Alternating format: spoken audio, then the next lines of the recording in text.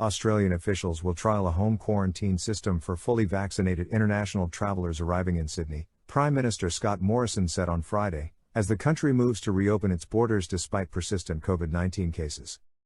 Australia closed its international border in March 2020 in response to the pandemic, allowing entry almost exclusively to citizens and permanent residents who are required to undergo a mandatory 2-week hotel quarantine at their own expense. Sydney, which has received more returning residents from abroad than other Australian cities, will trial the 7-day home quarantine program later this month. Authorities will use a mobile phone app and face recognition technology to monitor compliance by around 175 people, including residents, non-residents and some Qantas Air crew. The use of the technology, already piloted with returning defence personnel in South Australia State, has been criticised by privacy campaigners.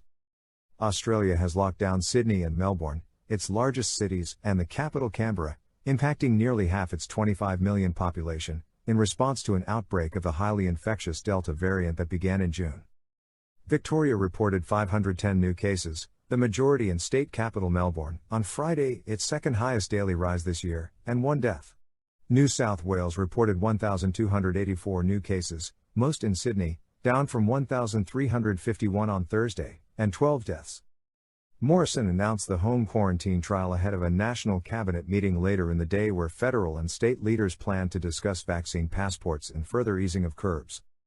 The federal government's reopening plans are predicated on Australia reaching a 70 to 80% vaccination rate for its adult population.